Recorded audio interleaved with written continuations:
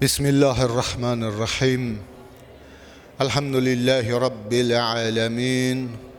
Vessalatu vesselamu ala seyyidina habibi kulubina şefi'i zunubina Ebil Qasim Muhammed.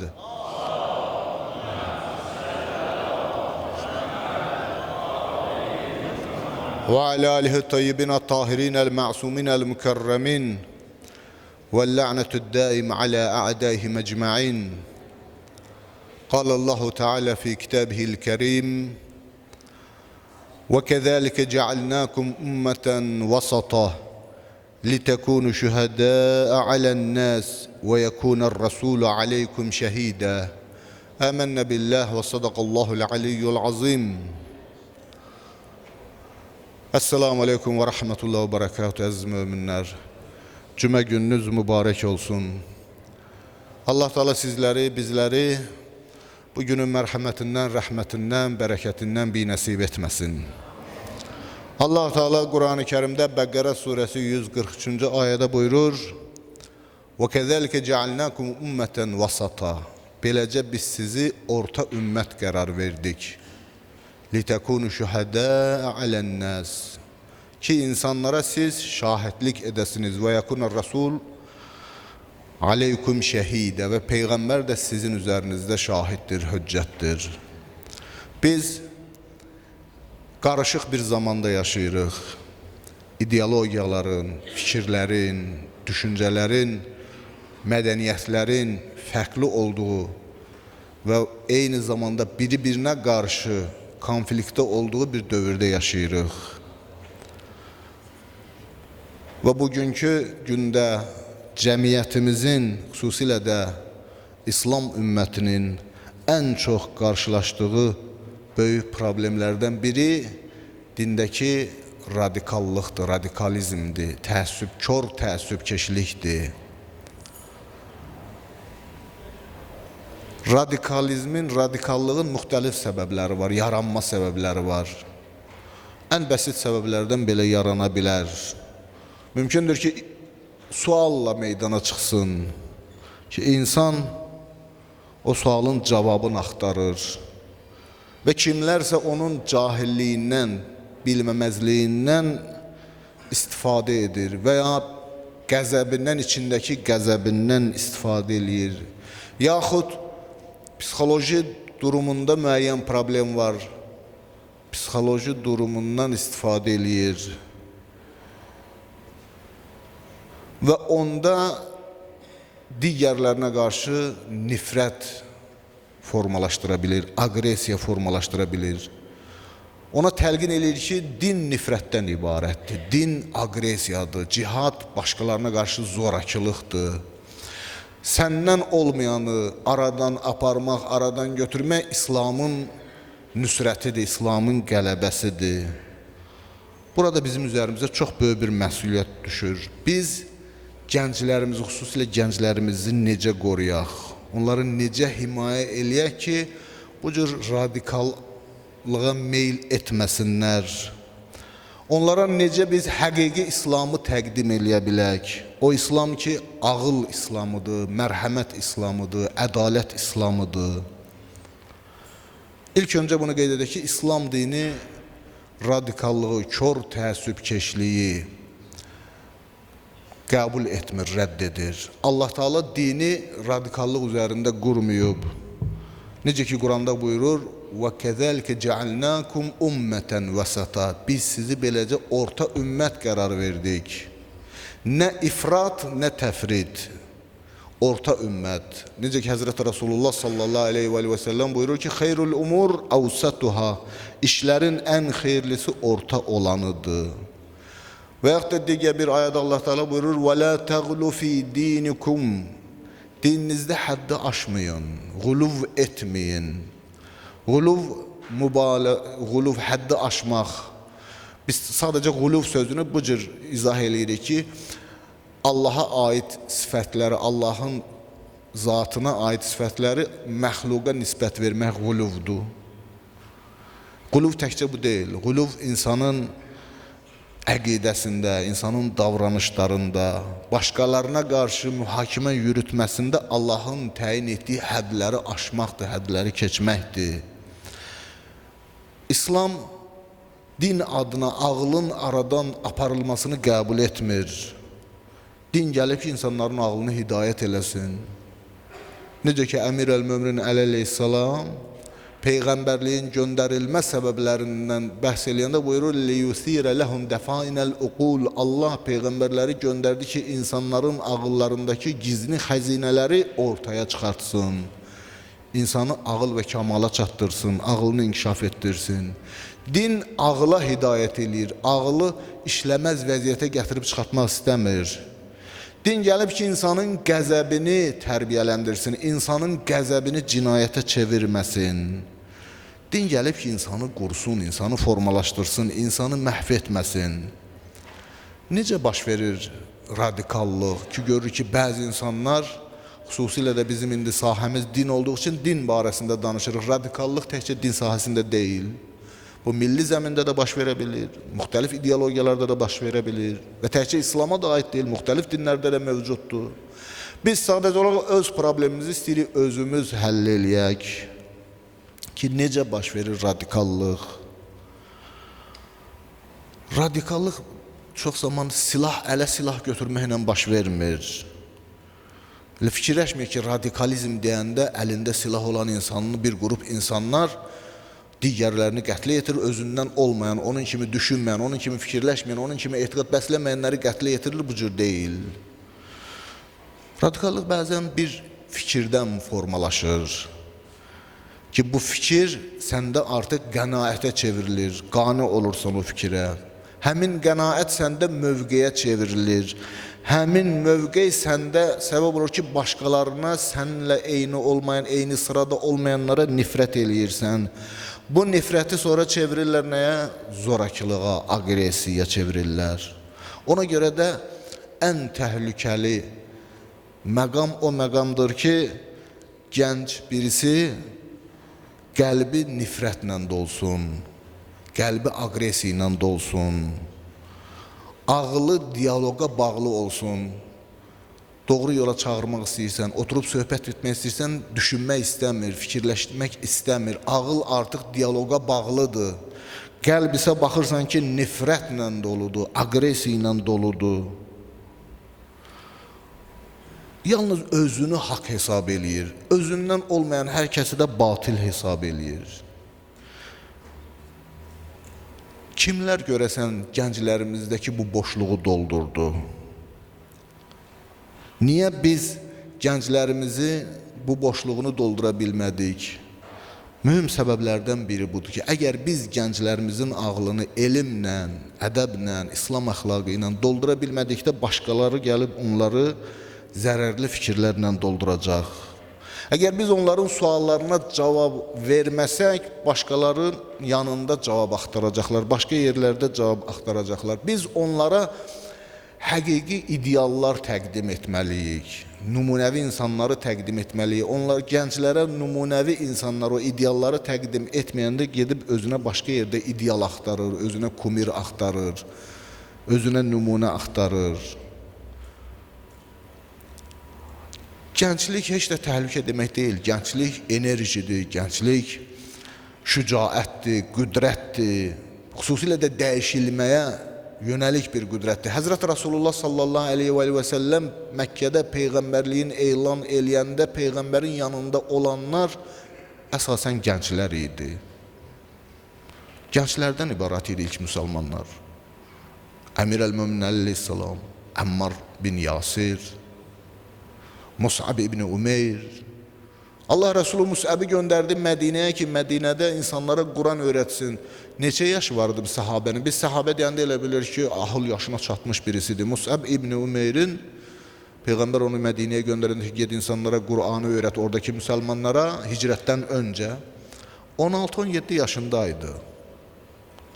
Üsame bin Zeyd Peyğəmbər vəfatından öncə orduya başçı təyin etdi. 17 yaşındaydı Üsamə.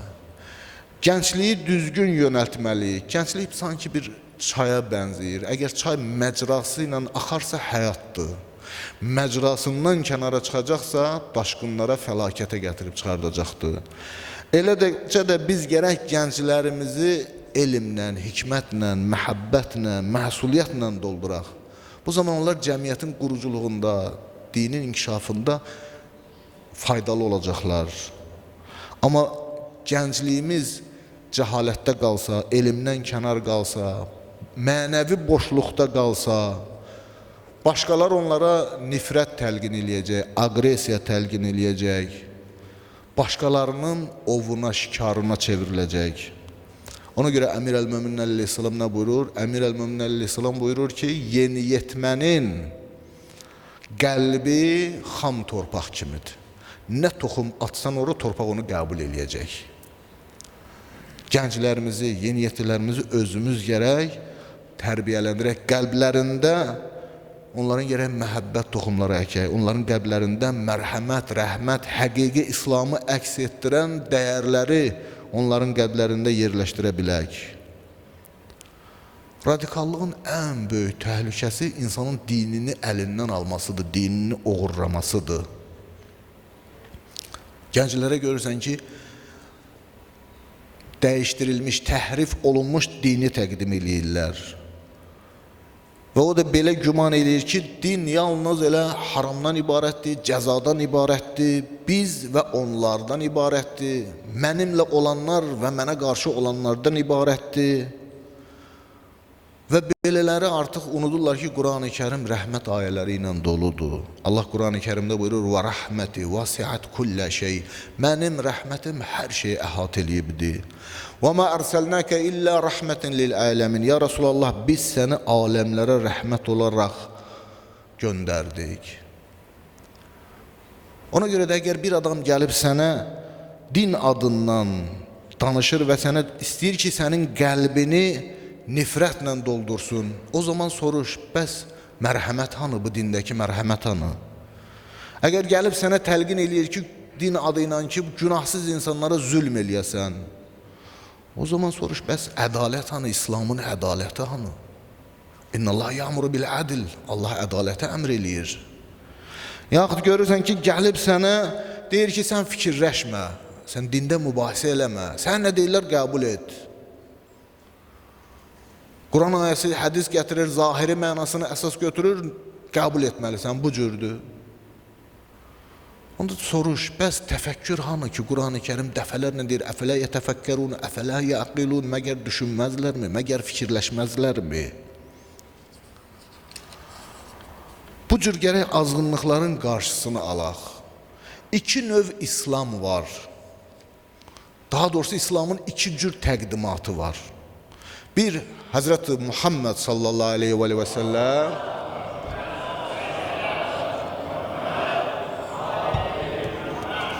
Peyğəmbərin gətirdiyi İslam, Peyğəmbərin təqdimatında İslam, bir də Əməvi düşüncəsində İslam. Həzrəti Rasulullahın gətirdiyi İslam ədalət prinsipi üzərindədir, mərhəmət prinsipi üzərindədir. İnsanla Allah arasındakı münasibət, insanla insan arasındakı münasibət rəhmət, ədalət, hikmət, mərhəmət prinsipləri üzərindədir. Allahı insana qorxulu varlıq kimi təqdim eləmir, Allahı zalim biri kimi təqdim etmir, hər şeyi məhv edəcək, yandıracaq, yaxacaq. Yox, Allahı mərhəmətli, rəhimli kimi təqdim edir Peyğəmbərin İslamı. Və rəhməti vəsiyyət kullə şey. Allah Quranda buyurur, rəhmətim hər şeyi əhatə eləyibdir. Bunun əksinə olaraq Əməvi İslamı tam fərqlidir. Əməvi İslamı Əməvilərin hakimiyyətinə xidmət eləyən bir din təqdimatıdır. Onun din alimləri də onların hakimiyyətini legitim etmək, qanuniləşdirməkdən ötürü xidmət eləyib onların din alimləri. Onlar İslamda hədislər uydurdular, onlar İslamı tərsinə çevirdilər. Onlar dedilər ki, mən elə İslamam. Mənə qarşı çıxırsansa, İslama qarşı çıxırsan, dinə qarşı çıxırsan. Bu iki təqdimat arasında biz böyük fərq görürük. Görür ki, Həzrət Rasulullahın gətirdiyi İslam nə cür İslamdır? Həzrət Rasulullahın gətirdiyi İslam tam fərqli İslam. Biz İslamı öyrənmək istəsə ümumiyyətlə tarix kitablarına, siyasət kitablarına və ya xəlifələrə, bunlara müraciət etmək lazım deyil. Peyğəmbərə müraciət etmək lazımdır ki, Həzrət Rasulullaha müraciət etmək lazımdır ki, Allah Rəsulu insanlarla necə davranırdı? Allah Rəsulu düşməni ilə necə davranırdı? Dostu ilə necə davranırdı? Qadınla necə davranırdı? Uşaqla necə davranırdı? Ona müxalif olanla necə davranırdı? Allah Quran-ı Kərimdə buyurur: وَمَا أَرْسَلْنَاكَ إِلَّا رَحْمَةً لِلْعَالَمِينَ. Ya Resulallah, biz səni aləmlərə rəhmət olaraq göndərdik. Demir müsəlmanlara rəhmət olaraq göndərdik. Bütün aləmlərə rəhmət olaraq göndərdik. Bu onu göstərir ki, mərhəmət, rəhmət Həzrət Rasulullahın risalətində, dinində sadəcə emosiya deyil. Bu bir metoddur, bu dinin yoludur, dinin üslubudur, minhəcidir. Allah Resulü gəldi ki, insanları zülmətdən nura çıxartsın. Kitabun enzəlnəhu ileyke lituxricən nəsə minəz-zulümati ilən-nur. Ya Resulallah, bu Qur'anı sənə nazil etdik ki, insanları zülmətdən nura çıxardasan. Gəldi ki, insanı başqalarına qul olmaqdan xilas eləyə bilsin, azad eləsin. Gəldi ki, insanlara başa salsın ki, əgər var dövlət insanın şərəfini əlindən alırsa, onun heç bir qiyməti yoxdur. Əgər hakimiyyət insanlara zülm etməkdirsə, o hakimiyyətin heç bir dəyəri yoxdur. Əgər dindarlıq Allah bəndələrinə qarşı sənin qəlbini daşlaşdırırsa, sərtləşdirirsə, o tədəyyünün, o dindarlığın heç bir dəyəri yoxdur. Rasulullahın gətirdiyi İslam insanın şərəf və ləyaqətini qoruyur.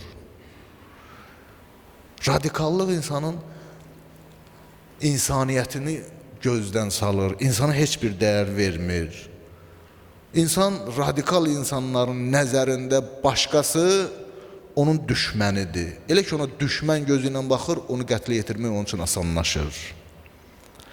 Elə ki, ona müxalif olanı kafir hesab edir, təkfir eləyir, onun heç bir dəyəri yoxdur, ona zülm etmək bunun üçün artıq asanlaşır. Bu cür formalaşır radikallıq. Biz bunu Əməvi İslamında görmüşük. İndi mən sizə bir neçə nümunələr qeyd eləyəcəm İslam tarixindən. Amma bunun müqabilində biz baxırıq Peyğəmbər və Əhl-i Beytin təqdimatında olan İslama. Əmir əl-Möminin əleyhissalam Misrə Malik Əştəri göndərir, vali olaraq göndərir və həmin o valiyə Malik Əştərə bir əhd yazır. Geniş bir əhd, Nəhcül Bəlağada da var. Çox dəyərli bir əhddir. Orada bu kəlməyə diqqət eləyin. Deyir, ən-nəsi sinfən, insanlar iki dəstəyə bölünüb. İmmə əxun ləkə fid-din, ya dində sənə qardaşdır, av nəzirun ləkə fil-xəlq, ya da yaradılışda sənə bənzərdir. Bu sadəcə bir əxlaqi bir söz deyil. Bu insanlarla davranmaq haqqında kamil bir qanundur. İnsanlar səylə dində fərqli ola bilər, düşüncədə fərqli ola bilər, dünya görüşündə fərqli ola bilər, siyasi baxışda fərqli ola bilər, mədəniyyətdə fərqli ola bilər, irqində, milliyyətində fərqli ola bilər. Amma yenə də insan olaraq qalır. İxtilaf, fərqlilik o demək deyil ki, o mənə ilə fərqlidirsə, mənim kimi düşünmürsə, mən onu insaniyyətdən aşağı salmalıyam, artıq onu insan hesab etməməliyəm. Biz gənclərimizi öyrətməliyik ki, ixtilaf düşmənçilik deyil. Tənqid etmək başqalarına nifrət qusmaq deyil. Başqalarına aqresiya göstərmək deyil. Diyaloq zəiflik deyil, ağılla, məntiqlə diyaloqa getmək, söhbət etmək. Bu zəiflik əlaməti deyil. Biri sənə müxalifdirsə, ona hörmətlə yanaşırsansa, bu demək deyil ki, sən onun fikirlərini qəbul edirsən. İnsan olaraq ona hörmətlə yanaşırsan. Əmir əl-Mömin əleyhissalamın sözünə diqqət edək. Demədi ki, müsəlmanın yalnız yaşam haqqı var, hörməti var, ehtiramı var. Dedi ki, İmmə əxun ləkə fid-din, ya dində sənə qardaşdır, sənin din qardaşındır.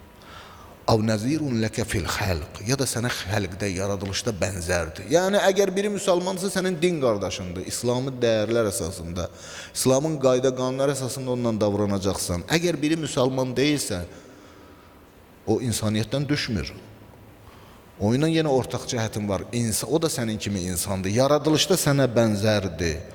Onun da haqqı var, onun da malının dəyəri var, canının dəyəri var, onun da şərəf və ləyaqəti var, ehtiramı var, insaniyyəti var.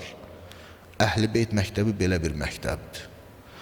Amma biz bunun müqabilində Əməvi məktəbinə baxdıqda tam fərqli bir şey görürük. Sənə müxalif olanı qətlə yetirməlisən, öldürməlisən. Necə ki, bunun əsasını Muaviyə qoyub.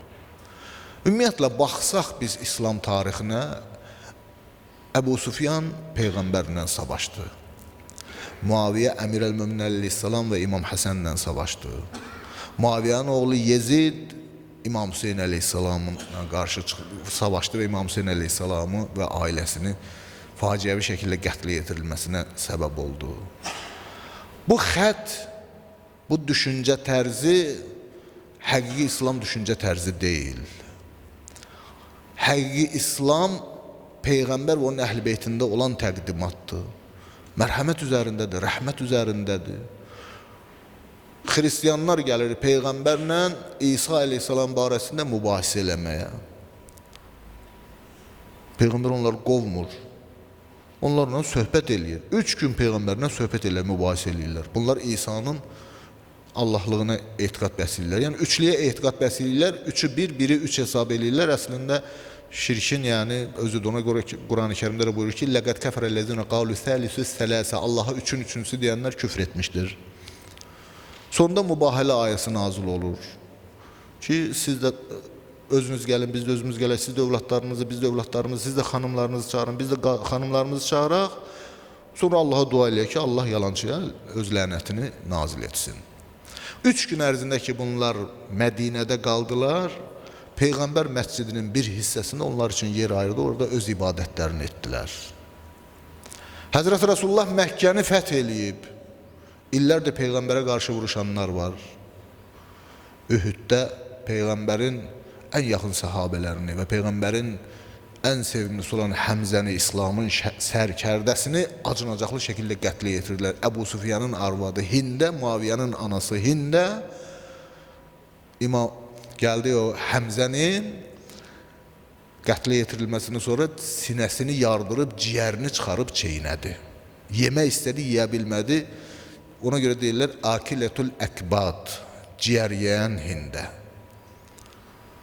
Bu Əməvidir, bax.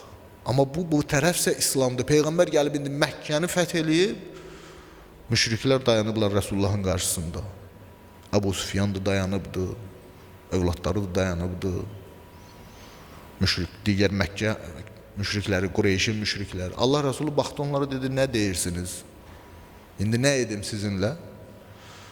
Dedilər, əntə əxun kərim və bunə əxin kərim. Sən bizim çox hörmətli, şərəfli qardaşımızsan və şərəfli qardaşımızın övladısan. Allah Resulü buyurdu ki, mən də bugün sizə Yusifin öz qardaşlarına dediyini deyirəm. Lə təfribə aleykumul yevmə. Bugün siz məzəmmət olunmursunuz. İzhəbu əntumut tulaqa. Gedin, siz azadsınız. Peyğəmbər Məkkəyə girəndə bunu da qeyd edeyim.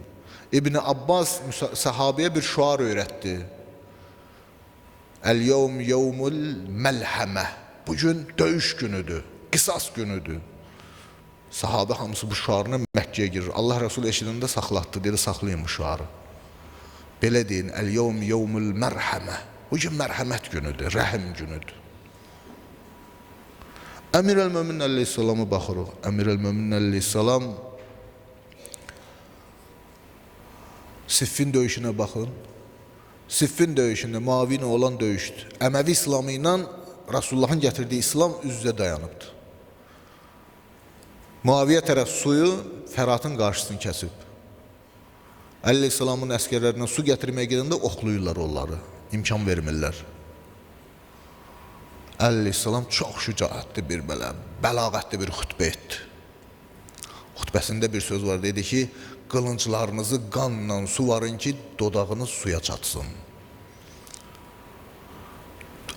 Ağır döyüş baş verdi.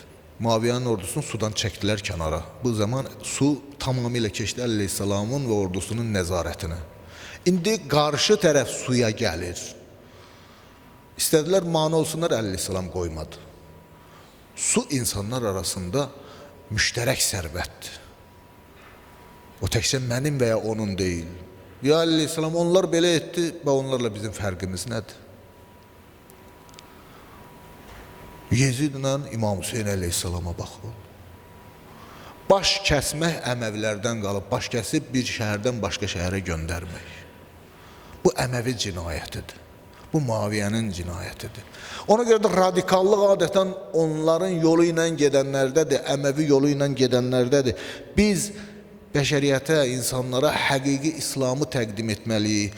Peyğəmbər və Əhl-i Beytinin məktəbində olan İslamı təqdim etməliyik ki, gənclərimiz də onlara qoşulmasınlar, onların zəhəri ilə zəhərlənməsinlər. Bu xəvaric düşüncəsidir. Xəvaric bilirsiniz də, Əleyhisselamın dönəmində Əleyhisselama qarşı çıxanlar oldu. Muaviyyənin o təhkim hiləsindən sonra gəldilər Əleyhisselama, dedilər ki, sən də küfr eləyirsən. İnnil hukm illə lillah, hökm yalnız Allaha məxsusdur. Sən də hökm verməksən, Muaviyyə də hökm verir, ikiniz də küfr etdiniz. Əleyhisselam buyurur ki, bəli, hökm Allaha məxsusdur. Fəmən ləm yəhkum bimə ənzəlallah, fəuləqə humul kafirun. Allahın nazil etdiyi ilə hökm etməyən kafir olar. Mən Allahın nazil etdiyi ilə hökm edirəm. Mən hakim, hökm vermək səlahiyyət etmirəm ki, hökm Allaha məxsusdur. Amma cahil bu insanlar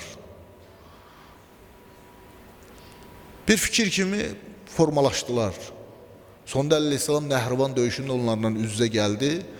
Əleyhisselamın o xütbələri, söhbətlərin nəticəsində 12 mindən əksəriyyəti döndü, 4 mini qaldı. Və döyüşdə də onları tamamilə məğlub etdi. Amma təfəkkür çox qorxulu bir təfəkkür idi. Ona görə də Əleyhisselam xəvarici bənzədirdi quduz itə. Quduz it kimi dişləsə, quduzluq xəstəliyinə tutular. Dedi, xəvaric bu cürdür. Radikal düşüncə, bugün məsələn, yaxın şərqdə görürsünüz, gedirlər başqa ölkədən vuruşurlar, başqa ölkənin qarşı çıxanda fətvalar verirlər, nə bilim, filan bir yerdə deyirlər, hakimə qarşı çıxmaq küfürdür, bir yerdə deyirlər, filan hakim tağutdur, bunu aradan aparaq. Təkfirçilər hamını təkfir edirlər, bütün müsəlmanları təkfir edirlər, özlərindən olmayan hər kəsi təkfir edirlər. Və bu düşüncə Əməvi məhsuludur. Bunu biləsiniz. Həqiqi dindarlıq bu deyil. Həqiqi dindar insan namaz qıldıqca təvazökar olur. Həqiqi dindar insan oruç tutduqda fəqirlərin halına acıyır. Həqiqi dindar insan Peyğəmbərin həyatını oxuduqda əff etməklə dolur, mərhəmətlə dolur. Əleyhisselamın həyatını oxuduqda ədalətlə dolur. İmam Hüseyin Əleyhisselamın Kərbəlasını oxuyur, fədakarlıq öyrənir, şərəf, hürriyyət, azadlıq öyrənir. Radikallıqsa bunun tam əksinədir. İnsanı qürurlaşdırır, özündən olmayan hər kəsə yuxarıdan aşağı baxırsan, hər kəsə içində nifrət, hər kəsə qarşı içində aqresiya. Onları aqresiya ilə, nifrətlə qidalandırırlar. Sonra da onlara deyəndə ki, filanları qətlə yetirsən, cənnətə gedəcəksən, bu işi sevə-sevə edir. Ona görə də diqqət etməliyik. Dindarlığımız bizi Həzrət Rasulullaha daha çox yaxınlaşdırır, yoxsa dindarlığımız bizi Allahın bəndələrinə, qullarına qarşı daha çox kin və nifrət yaradır. Əgər dindarlığımız bizdə Allah bəndələrinə qarşı kin və nifrət yaradırsa, biz bu dini doğru başa düşməmişik, bunu bilək. Allah bəndələrinə qarşı kin və nifrət yaratmamalıdır. Bir rəvayətdə nəql olunur, Həzrət İbrahim əleyhissalam deyir ki, ilahi, insanların gizlində nə etdiklərini mənə əyan elə. Allah deyir ki, yaxşı, əyan etdim sənə, belə bir qüdrət verdim. Görür ki, məsələn, filan kəs zina edir, deyir, ey Allah, bunlara bəla göndər. Filan kəs görür ki, oğurluq elədi, deyir, ilahi, buna bəlanı göndər. Allah deyir, dayan, nə edirsən sən? Bəndə mənim, günah edir, mənə qarşı edir, mənim itaətimdən çıxır, mənə qarşı günah eləyib. Amma mən onun ruzisini kəsmirəm, onun həyatını əlindən almıram. Sən yaratmadığın birinin necə sən məhv olmasını istəyirsən, həlak olmasını istəyirsən? Radikallığın qarşısını almaq üçün ən birinci ailədən başlamaq lazımdır. Atalar və analar. Yəni, üzümü sizə tutub, özümə deyirəm, sizə deyirəm ki, biz valideynlər bu məsələdə çox məsuliyyət daşıyırıq. Biz düşünməyək ki, məsələn, bu təkcə məscidlərdə həll olunmalıdır, mədrəsələrdə həll olunmalıdır, məktəblərdə həll olunmalıdır, nə bilim, konferanslarda həll olunmalıdır. Biz çox zaman evi unuduruq.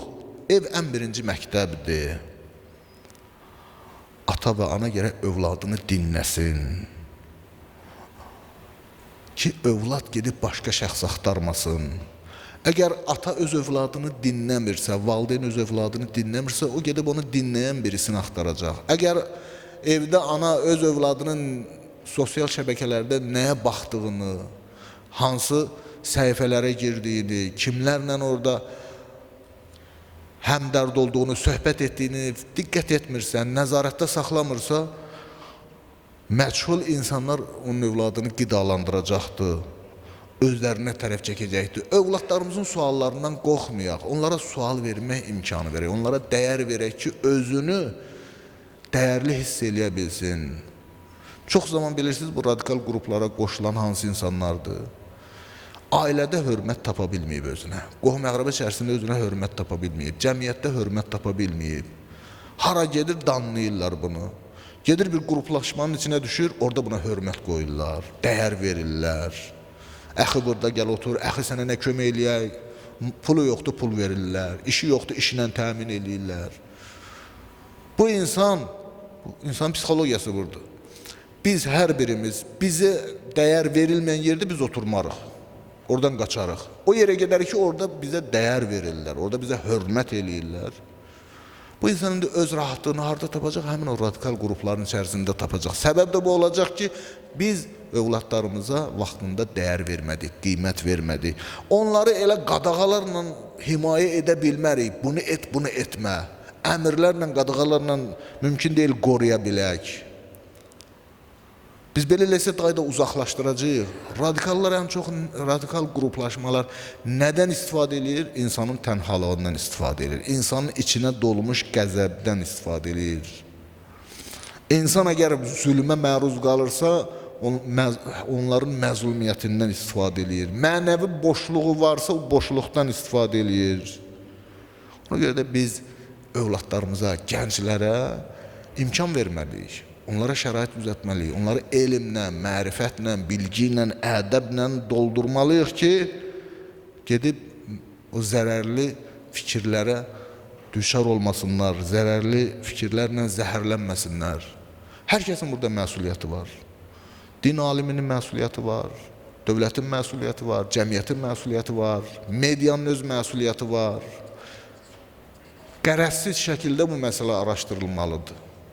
Çox təəssüf ki, biz elə bir zamanda yaşayırıq ki, bu zamanda media daha çox azdırıcı rol oynayır, nəinki maarifləndirici rol oynayır. Görürsən ki, radikalları mülayim kimi təqdim edir, doğru yolda olanları radikalizm kimi başlayır təqdim eləməyə. Mediada keçib bir çox radikal qruplaşmaların əlinə. Ona görə də övladlarımıza qarşı bu məsələdə diqqətli olmalıyıq. Bugün bizim məsuliyyətimiz nədir? Məsuliyyətimiz ondan ibarət deyil ki, elə gəldik, bugün məsələn, dindəki radikallardan danışdıq və bu ilə yetindik, kifayətləndik, yox. Biz hər birimiz məsuliyyət daşıyırıq. Bugün yenə din adından istifadə edən radikal qruplaşmalar varmı? Var. Bugün yenə dini nifrətlə təqdim eləyənlər varmı? Agresiya ilə təqdim eləyənlər varmı? Var. Dini və xüsusilə də dindarları, gənc dindarları öz siyasi maraqları üçün istifadə edənlər varmı? Var. Biz nə etməliyik? Fikir qarşısına fikir qoymalıyıq. İdeologiya qarşısında ideologiya qoymalıyıq. Biz radikallığa radikallıqla cavab verməməliyik. Onlara cavabımız Həzrət Rasulullah olmalıdır, Rasulullahın həyatı olmalıdır, Quran-ı Kərim olmalıdır, Əli əleyhissalam olmalıdır, İmam Həsənlə, İmam Hüseyin əleyhissalamla, imamlarımızla, onların həyatı ilə, yaşam tərzləri ilə cavab verməliyik. Gəncləri radikallıqdan qorumaq təkcə təhlükəsizlik orqanların işi deyil, hər birimizin işidir bu, hər birimizin məsuliyyətidir bu. Biz övladlarımızı özümüzə yaxınlaşdırmasaq, övladlarımız başqalarına yaxınlaşacaq. Onların suallarını dinləməsək, onların suallarını başqaları dinləyəcək, onların o boşluqlarını başqaları dolduracaq. Ona görə çalışmalıyıq ki, Həzrət Rasulullahın gətirdiyi İslamı gənclərə təqdim eləyək, mərhəmət İslamını, ədalət İslamını, insana dəyər verən o İslamı. Və gənclər də diqqətli olmalıdırlar. İmkan verməyin ki, kimlərsə gəlsin sizin inancınızı oğurlasın, əqidənizi oğurlasın. Kimlərsə sizə insan öldürməyi Allaha aparan yol kimi təqdim edir. Buna imkan verməyin. Çünki Allah ki insanı yaradıb, Allah özü buyurur ki: "Və men qatala nefsen bighayri nefsin aw fasadin fil ard." Hər kəs haqsız yerə birini öldürərsə və ya yer üzərində fəsad törədərsə, fəkənnəmə qatalən nəsə cəmiə, sanki bütün bəşəriyyəti qətlə yetiribdir. Üzümüzü tutmalıyıq Peyğəmbər və Əhl-i Beytin məktəbinə, üzümüzü tutmalıyıq İmam Hüseyin əleyhissalamın məktəbinə. Məhz həqiqi İslam burada öz əksini tapıbdır. Onların biz yaşayışında, davranışında bunları görürük. Peyğəmbər və Əhl-i Beytin həyatını oxuyaq, araşdıraq, təhlil edək, bunu övladlarımıza çatdıraq. Quran-ı Kərimin işığında İslamı insanlara çatdıraq. Xurafat məsələlərdən uzaq bir şəkildə İslamı təqdim eləyək ki, gənclərimiz kimlərəsə gedib qoşulmasın. Xurafat təqdimatında İslamı təqdim eləsək, gənclər uzaqlaşacaq, ağıl sahibləri uzaqlaşacaq. Din təkcə ağla deyil, qəlbə deyil, ikisinə bir yerdən xitab eləyir. Din həm insanın ruhuna xitab edir, həm ağlına xitab edir. Ona görə də xitab edərkən, istər ruhani olsun, istər dindar insanlar olsun, başqalarına dinivi, əqidəni təqdim edərkən ağılla, məntiqlə təqdim etmək lazımdır. Qəlbin və ağlın qəbul edəcəyi bir tərzdə təqdim etmək lazımdır. Ən dadlı yeməyi belə ac insana pis bir şəkildə təqdim etsən, iyrənəcək, yeyə bilməyəcək. Gözəl şəkildə təqdim etmək lazımdır. Qida da insanın qarşısına gələndə, gözəl şəkildə gələndə insanın iştahı gəlir onu yeməyə. Fikir də bu cürdür, düşüncə də bu cürdür, əqidə də bu cürdür. Xüsusilə də dinimizi bu cür təqdim etməliyik. Allah Teala gənclərimizi fitnədən, zamanın fitnələrindən qorusun inşallah. Onların ağıllarını azğınlıqdan, təhrifdən, azğın düşüncələrdən, azğın qruplaşmalardan qorusun inşallah. Allah Teala bizləri, gənclərimizi Peyğəmbər və Əhl-i Beytin yolunda sabit qədəm eyləsin. Peyğəmbər və Əhl-i Beytin uca məqamına salavat zikr edə inşallah. Allahümmə salli ala